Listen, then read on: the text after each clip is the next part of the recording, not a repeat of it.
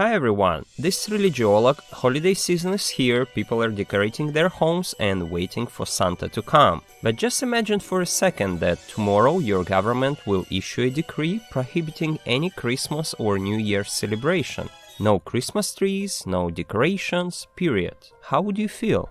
This is what happened in the Soviet Union in 1929. And in this review, I'll tell you the story of the Grinch that stole Christmas, but not the Grinch that lived in a cave on the mountain of Whoville. No, this Grinch came from the mountains of Georgia. By the way, not this Georgia, but this one. In other words, I'll tell you how Stalin robbed the Soviet people of Christmas, and how he later changed his mind and gave it back.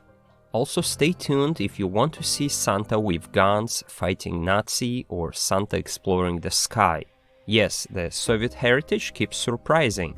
So get ready, because I promise what you are about to learn may blow your mind. By the way, if you haven't seen my video reviews on anti-religious propaganda in the USSR, please follow the links in the description. You may find there many anti-religious posters and reaction of the Soviet politicians to the campaign. After coming to power in 1917, Bolsheviks tried to replace Christmas with a more appropriate secular holiday, but it didn't work. And by 1928, they had banned Christmas entirely. December 25 and 31 were regular working days. Young pioneers even publicly condemned Christmas celebrations and promised to attend schools on Christmas Day. In his biographical memoirs, Nikita Khrushchev wrote about a very unusual story. It occurred at the end of December of 1935.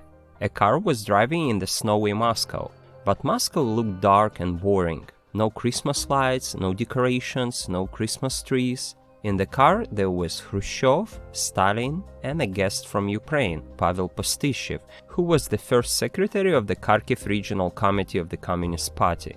Postyshev asked, "Wouldn't it be nice to return Yolka to children?" Please note, when someone says Yolka in Russian, it means New Year tree. According to Khrushchev, Stalin replied, "Take the initiative, make a public proposal in the press to return Yolka to children, and we will endorse." A few days later, on December 28, 1935, Pavel Postyshev placed an article in the Soviet newspaper Pravda. He addressed the Soviet public and asked for trees to be installed in schools, orphanages, and young pioneer palaces. This article is considered to be the beginning of the campaign for rehabilitation of the new year.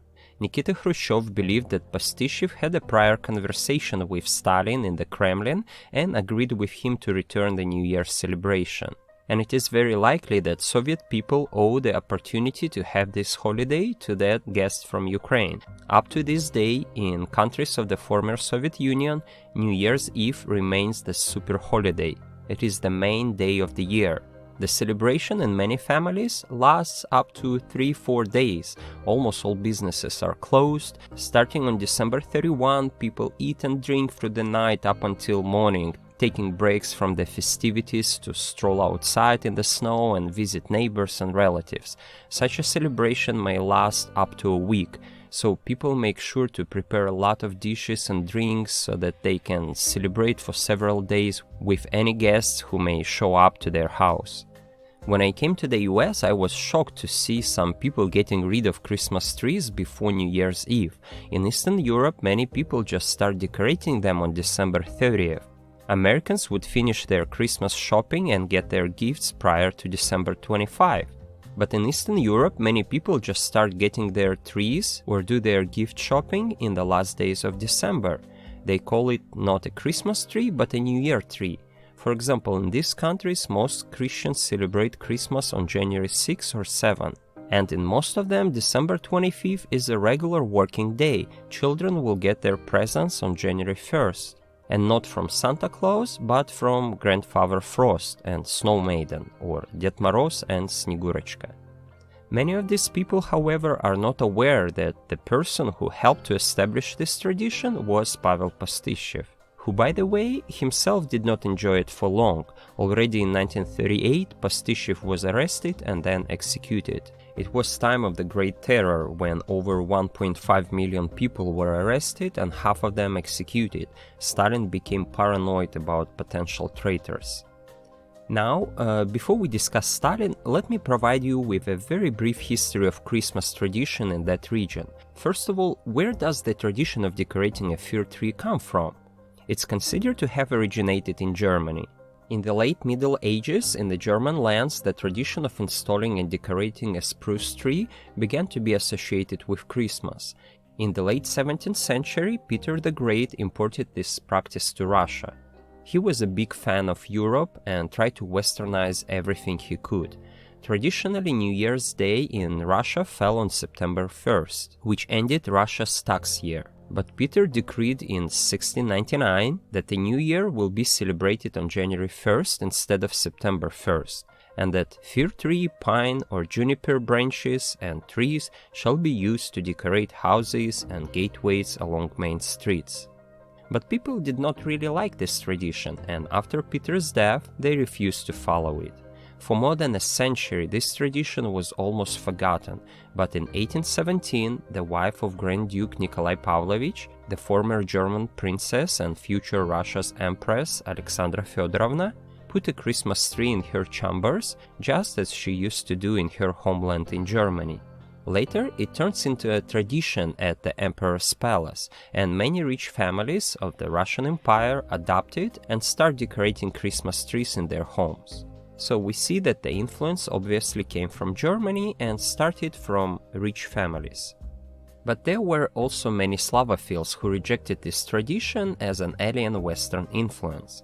It was even condemned by some famous writers, but one of the major critiques of the Christmas tree was the Orthodox Church. The Holy Synod regularly issued bans on a Christmas tree in schools and gymnasiums, declaring it a devilish pagan tradition. Later, the church became more loyal, since the tradition already became too popular among people. The green tree began to be interpreted as a palm tree at the entrance to the place where Jesus was born. The decor on the top symbolized the Star of Bethlehem that guided wise men from the east, and gifts symbolized the gifts of newborn Savior. Later, however, during the war with Germany in 1916, the church again banned Christmas trees as a bad tradition originated in enemy country. Contrary to the widespread error, the Bolsheviks, after coming to power in 1917, not only didn't ban the New Year, but also in many ways contributed to its celebration. It is known that Vladimir Lenin and Nadezhda Krupskaya celebrated the New Year tree. For another 12 years after the Bolshevik Revolution, Christmas remains a holiday in calendars. At the same time, during the anti-religious campaign, religious holidays were discouraged and de facto prohibited. The League of Militant Atheists encouraged school pupils to campaign against Christmas traditions and against Christmas trees. They tried to secularize the holiday. Instead, Soviet children celebrate red Christmas trees, Komsomol Christmas, or godless evenings. In 1924, Stalin came to power and called the Christmas tree a bourgeois infection. It was branded with shame as religious nonsense. The Christmas tree was called religious daub, savage and priestly custom. A ban was introduced on the sale of Christmas trees as well as the celebration of Christmas and even New Year because of its association with Christmas. In addition, there was active propaganda against religious holidays in the media. Such holidays distract people from building communism because people drink too much alcohol. Just take a look at these images and magazine covers. Here you may see kindergarten pupils at an anti-religious demonstration. The inscription states, "Parents, don't lead us astray, don't celebrate Christmas and don't decorate Christmas tree." I talk about this in that video. Here is a cover of Godless magazine and other similar materials. A few examples with posters of that time. For instance, it states, "Down with Christmas, down with church holidays. Down with the bourgeois Christmas tree, don't spend money uselessly on a Christmas tree. Ice skates and skis are much dearer to us." This way, from 1929, there was a full ban on Christmas. Both Christmas Day and New Year Day became regular working days. No decorations, no lights, just dark and cold winter. It lasted for 6 years. For 6 years, the Soviet Grinch stole Christmas. But the 1930s was such a hard time. Millions of people died of hunger. The country carried out cruel repressions and executions. Many people became victims of deportation or were sent to labor camps. People were in poverty and they simply needed some kind of holidays. And now we get back to our story in December of 1935, when Pavel Postyshev helped to convince Stalin about the necessity of decorating New Year tree. Let's take a closer look at his article in the newspaper Pravda. It states, in the pre-revolutionary era, the bourgeoisie and the capitalist officials always put up a tree for their children on New Year. Children of the working classes looked on with envy through the windows at the gleaming tree adorned with colored lights, and the children of the rich playing around it. Why do our schools, orphanages deprive children of the working class of this wonderful enjoyment? Because some left-leaning exaggerators decried this pastime as a bourgeois children's indulgence? By left-leaning here he meant Trotskyists. It is time to put an end to this wonderful condemnation of the tree, which is a joyful diversion for the children. The young pioneer scout leaders are called upon to organize holiday celebrations for the children that feature New Year trees. In schools, orphanages, cinemas and theaters, children's New Year trees should be everywhere. There should not be a single village or community farm where the local board, along with members of the Young Communist League, does not provide a New Year tree for their kids. Our children will be grateful to us for giving them back the New Year tree, so let's organize New Year celebration for kids and arrange a good Soviet New Year tree in all our cities and rural villages. As you may see, there is not a single word about Christmas. The stolen Christmas remained banned. All religious heritage must be forgotten. They basically invented a new holiday. Some people who knew Postyshev claimed that he had a very difficult childhood. He looked with envy at the windows of rich families and always dreamed of having such Christmas tree glowing with lights. So it is likely that with the rehabilitation of the New Year, Postyshev supposedly realized his childhood dream. By the way, if you think that Postyshev is a good guy, well, he was sent to Ukraine from Russia, and he is known to be one of the main organizers of the Gladomor. He was the main driver of Stalin's policy to curtail Ukrainian national identity. But it is important to remember that since then, celebration of New Year had become a really big deal in that region. It looks like the Grinch stole the Christmas tree from the people of Whoville for 6 years and then gave it back, but on his own terms. The star on the tree will not be an 8-pointed Bethlehem star, but a red 5-pointed Bolshevik star. The New Year's tree was decorated with communist symbols. 3 ornaments were images of heroes of the revolution, red trumpeters, and of course Lenin, Stalin and Marx. Gifts under the tree will symbolize Stalin's generosity. Every holiday celebration must have a portrait of Stalin, because now it is Stalin who is responsible for happiness, hope and miracles. Everyone must thank him, but the channel through which his generosity will come will be Grandfather Frost, Ded Moroz. Some call him an ancient Slavic pagan character, but it is known that since the middle of the 19th century he was a character of Slavic folk tales. He was a strict character and people feared him. He had nothing to do with bringing joy or toys, but Soviet Ded Moroz became a jolly person, bringing gifts for everyone. So it was some sort of new invention. By the way, when they first started developing a perfect scenario for celebrating this new secular ritual in 1936, Soviet ideologists tried many different characters, mainly from Russian folk tales. For example, a snowman, Petrushka or a bunny. But it's been reported that the greatest emotional delight children experience with Ded Moroz, so it was decided to utilize this personage.